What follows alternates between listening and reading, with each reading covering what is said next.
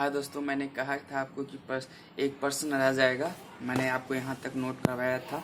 फिर से अपने परंपरागत निकले हुए ढांचों को अपने अंग्रेजी के लिए शिक्षा आवश्यक तथा इसे ब्रिटिश की व्यापक अपने ये क्वेश्चन भी मैंने दिया था आपको, और मैंने यहाँ तक नोट करवाया था। और मैंने कहा था ब्रिटिश समाज आप अपने हिसाब से लिखो, क्योंकि पीछे पढ़ा चुके हैं हम आपको, तो इसका आंसर आप लिख सकते हो। ये भी क्वेश्चन पूछा हुआ क्वेश्चन, ऐसे कई क्वेश्चन है मैं आपको देना चाहूँगा।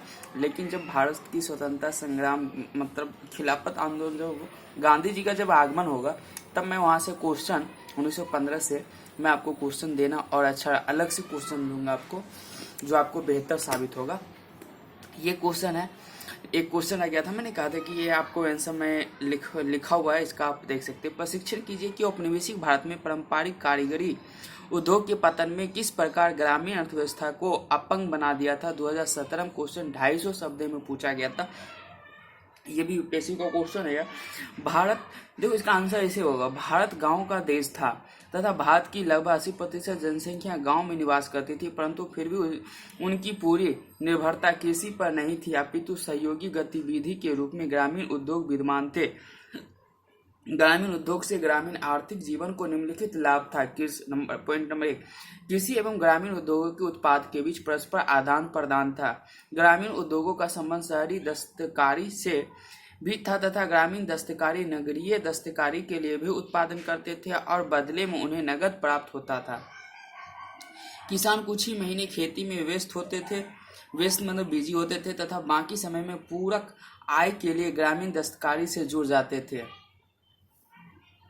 महिलाएं सूत काटती और बुनाई का कार्य करती, इससे पूरक आय प्राप्त होता था।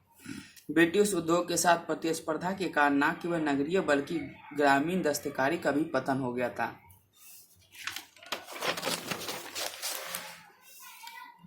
इसके निम्नलिखित प्रभाव देखे गए।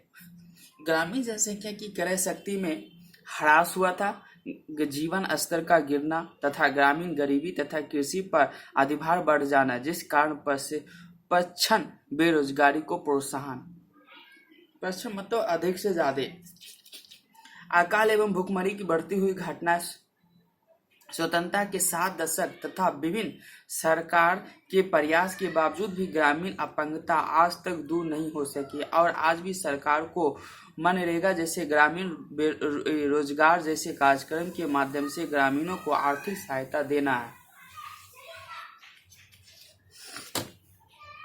अब सांस्कृतिक आपने राजनीतिक देख लिया, सामाजिक देख लिया, अब सांस्कृतिक देख लेते हैं।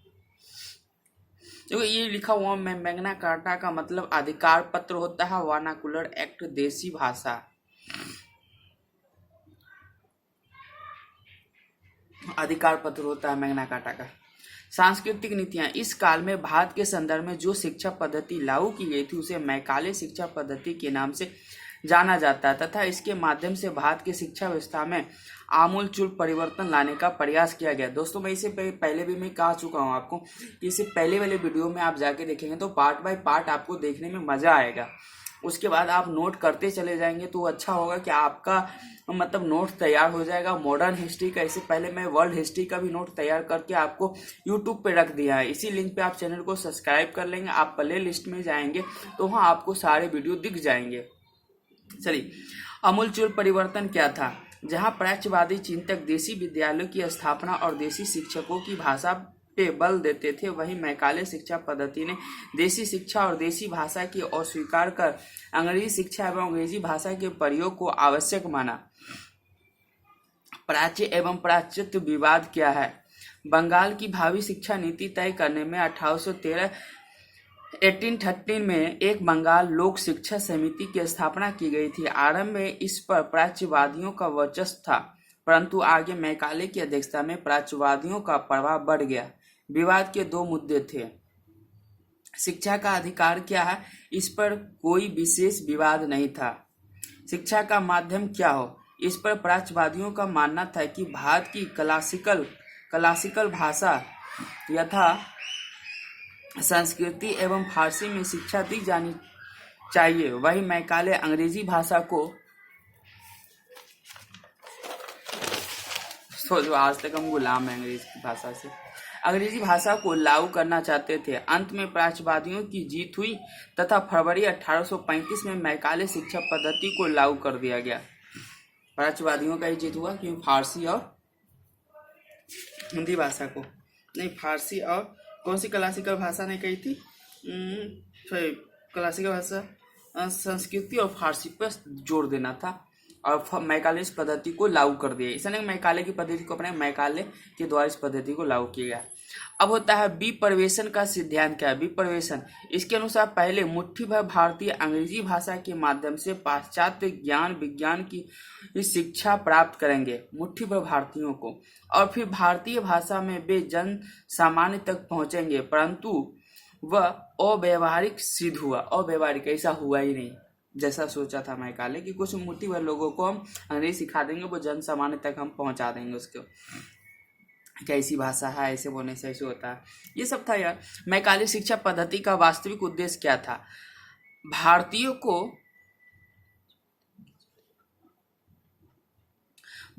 को एक ऐसे वर्ग को जन्म देना जिसका ब्रिटिश वस्तुओं के प्रति आकर्षण हो, छोटे पदों पर सस्ती दरों पर भारतीयों की नियुक्ति को प्रोत्साहन, सस्ती दरों पर छोटे पद पे भारतीयों की नियुक्ति। अंग्रेजी शिक्षा के माध्यम से ईसाई धर्म के प्रसार को प्रोत्साहन मिलेगा। अंग्रेजी शिक्षा प्राप्त भारतीय ब्रिटिश के साथ बंधुत्व का लगाव महसूस करते हैं, मतलब हम लगाव महसूस करेंगे कि आप हमारे जन कल्याण हो। क्या इसे भारत को लाभ मिला? इसके निम्नलिखित लाभ गिनाए जा सकते हैं। प्रथम, मुट्ठी भर भारतीय ही सही, परंतु अंग्रेजी शिक्षा के माध्यम से वे पाश्चात्य विचारधारा के संपर्क में आए और फिर भारत में आधुनिक राष्ट्रवाद को प्रोत्साहन दिया। दूसरे, अगर 1990 के दशक तथा उसके पश्चात भारत कंप्यूटर सॉफ्टवेयर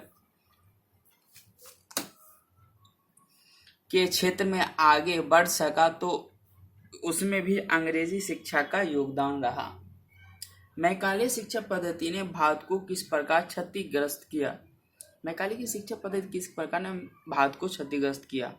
सही, क्या पॉइंट सब अच्छी अच्छी पॉइंट है।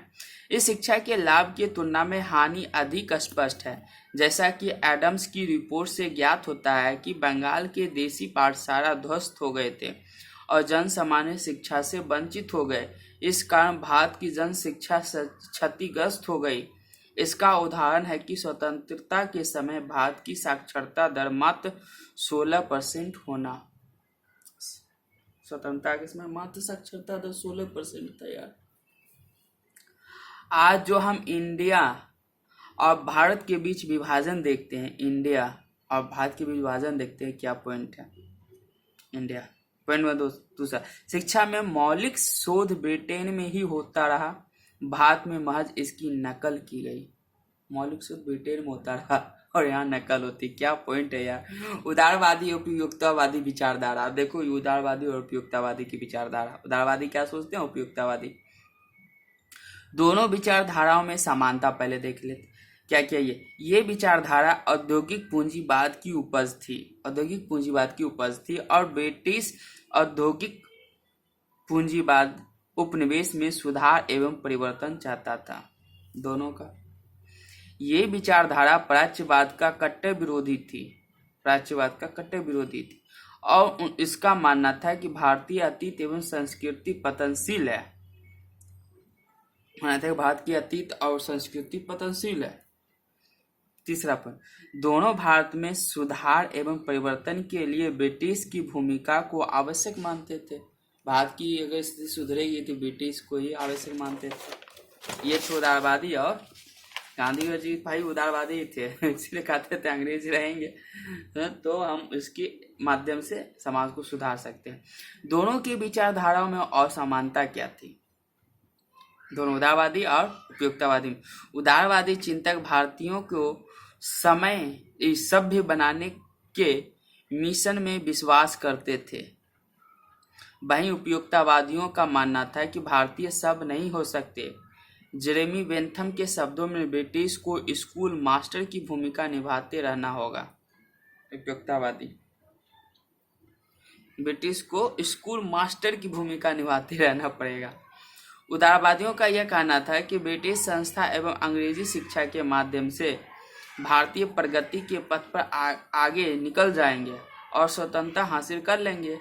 वहीं उपयोगितावादियों की स्वतंत्रता नहीं चाहिए, उन्हें चाहिए सुख। ब्रिटिश उन्हें सक्षम प्रशासन के माध्यम से उन्हें सुख प्रदान करेंगे। ये उपयोगितावादी का विचार था, उदारवादी का विचार क्या था आपने देखा, समानता और भिन्नता।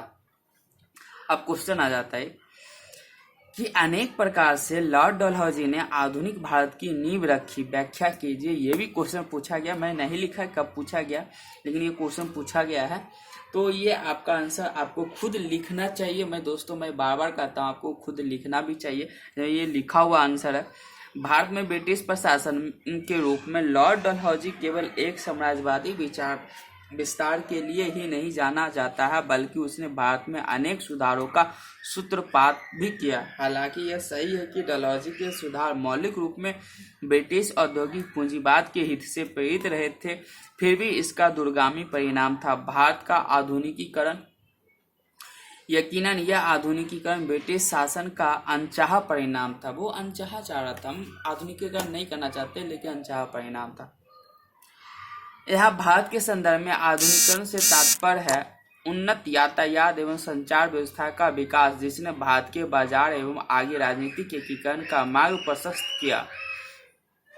उदाहरण के तौर पर रेलवे निर्माण, टेलीग्राम सेवा एवं डाक सेवा की शुरुआत तथा नहरों एवं सड़क मार्ग का निर्माण। आधुनिकीकरण का दूसरा प्रमुख पहलू है भाप इंजन के प्रयोग की शुरुआत, जिसके परिणाम स्वरूप भारत में आधुनिक फैक्ट्री प्रणाली की शुरुआत संभव हुई। अंत में इस आधुनिकीकरण का एक पहलू था देसी भाषा में शिक्षा पर बल। वस्तुतः डलहौजी के अंतर्गत कुछ क्षेत्रों में वे टॉमसनियन शिक्षा पद्धति लागू की गई। फिर भारतीय शिक्षा के मैग्ना कार्टा के नाम से जाना जाने वाला वुड डिस्पैच 1854 इसी काल में लाया गया था। वुड डिस्पैच शिक्षा पद्धति के नाम से लाया गया था, जो मैग्ना कार्टा था। इस प्रकार हम देखते हैं कि उसने अनेक तरीकों से भारत में आधुनिकीकरण किया। देखो यार, मैं आपको बता देता हूँ, हमारे दोस्त ही हो आप लोग, मैं इस प्रकार आंसर लिखा हूँ। सर ने कुछ हिंट दिया था तो पॉज कर करके मैंने लिखा, ठीक है। मैं दूसरे कागज पे लिखा था, उसको मैंने रेटेड करके बड़ा किया। ये मेरा मकसद था। मैं क्योंकि सर बोलते हैं तो मैं क्या करता था कि फटाफट पॉज किया लिखता था। तो आप अपनी भाषा में, क्योंकि मैं अपनी भाषा में लिखा हूँ, तो आप चाहोगे तो इससे अलग लिख सकते हो, जो आप मैच कराओगे। अब इससे ऐसे ही लिख लो, अभी तो ऐसे ही लिख लो। जब इसको पीछे से आप पढ़ोगे, डलहौजी की नीतियाँ जब पढ़ोगे, किस प्रकार उसने आधुनिकीकरण, ये सवाल था ना, आधुनिक भारत की नींव रखी है। अनेक प्रकार से डलहौजी में आधुनिक भारत की नींव लिखी, रेलवे का योगदान, डाक व्यवस्था, ये सब आधुनिक नींव रखी थी। तो इस प्रकार जब आप व्याख्या करोगे ना, पढ़ के आप जब आपने खुद लिखोगे आंसर, तो कुछ ना कुछ तो मिलेंगे ही, कुछ नहीं मिलेंगे, क्योंकि कुछ टॉपिक आप इससे भी ले सकते हो, इसका आंसर से भी ले सकते हो, आप कुछ पीछे से भी ले लो। तो आपको धीरे धीरे इसी क्वेश्चन पे 4 से 5 बार लिख सकते हो आप। इस क्वेश्चन को प्रैक्टिस तो करना ही पड़ेगा। मैं भी करता हूँ, काफ़ी प्रैक्टिस करता हूँ। साथ में करते हैं हम, और अब साथ में करते हैं, निकलेंगे भी हम और साथ में, क्या दिक्कत। दोस्तों, ये है उपनिवेशवाद एवं द्वितीय चरण 1858 के पश्चात उद्देश्य राजनीतिक। देखिए, ये उपनिवेशवाद, मैंने उससे पहले औपनिवेशिक काल बताया था, मैं भूल गया यार। मैं भी आप लोग की तरह बोलता हूँ ऐसी बात नहीं है कि मैं नहीं बोलता हूँ। मैंने आपको एक चीज दिखा देता हूँ, मैं कहाँ तक,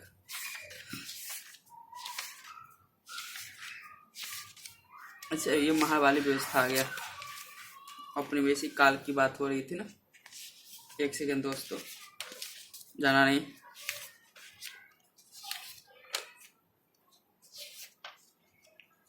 ये कहाँ चला गया,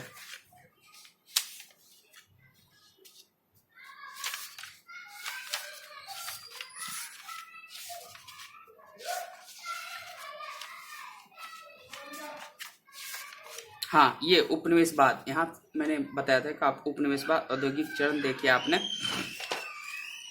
ये देखिए उपनिवेशवाद का द्वितीय चरण है। ये औद्योगिक चरण था तो ये द्वितीय चरण आ जाता है, ठीक है। ये 1858 के पश्चात 1857 की घटना के बाद 1858 के पश्चात वित्तीय चरण, जब ब्रिटिश के कंपनी के हाथ से सत्ता निकल के सीधा ब्रिटिश क्राउन के हाथ में सत्ता चल जाएगी, ब्रिटिश पार्लियामेंट में सत्ता चली जाएगी, तब वहाँ के बाद वित्तीय चरण किस प्रकार राजनीतिक नीति देखेंगे, प्रशासनिक नीति देखेंगे, आर्थिक नीति और सामाजिक नीति और सांस्कृतिक नीति, उद्देश्य क्या था ये भी देखना है हमको। और उपनिवेशवाद का वित्तीय चरण हम देखेंगे, राजनीतिक, ये सारे टॉपिक पे अब चर्चा करेंगे हम। ये 5 टॉपिक है। तो दोस्तों आप हमारे वीडियो को जितना ज़्यादा शेयर करेंगे, सब्सक्राइब कर लेंगे और लाइक, ये 3 चीज़ तो आपको करना ही पड़ेगा दोस्तों। मैं ज़्यादा से ज़्यादा मैं सोचता हूँ कि घर तक, हर लोगों के घर घर तक ये वीडियो पहुँचे और बैठे ही लोग अपनी तैयारी कर सकते हैं। दिल्ली आने की उतनी ज़रूरत नहीं है, क्योंकि लोग दिल्ली में आके भी रूम पे ही सेल्फ स्टडी करते हैं, मटेरियल यहाँ से खरीद लेते हैं दिल्ली में और रूम पे रहते हैं और स्टडी करते हैं। हाँ, एक्चुअली है कि हाँ माहौल मिल जाती है पढ़ने की, लोगों को मतलब जागरूकता होती है कि हम वो पढ़ा, लाइब्रेरी है, वो है वो है, लेकिन जिसके पास उतनी क्षमता नहीं है तो वो कैसे कर सकता है। आप हमें सपोर्ट करेंगे तो मैं ज़्यादा से ज़्यादा आपको मटेरियल भी उपलब्ध कराने की कोशिश करूँगा, क्योंकि आप हमारे वीडियो देखेंगे, वीडियो से जो हमारे कमेंट सेक्शन में आएंगे कुछ भी, मैं उनको कोशिश करूँगा पीडीएफ के रूप में इसी बाज़ार के माध्यम से खरीद को पीडीएफ के रूप में उसे भेज दूँ, क्योंकि बहुत सारे लड़के हैं हमारे साथ जो काम करते हैं, हमारे मतलब वो भी पढ़ाई करता है, उनसे पीडीएफ लूँगा और किसी से। आपका सपोर्ट करने के लिए मैं हमेशा तैयार हूँ। ठीक है दोस्तों, तो मैं आपको ये कल बताऊंगा। आप हमारे वीडियो को शेयर करना ना भूलें और उसके बारे में अच्छे अच्छे कमेंट भी लिख सकते हैं आप चाहे तो। चलो बाय बाय।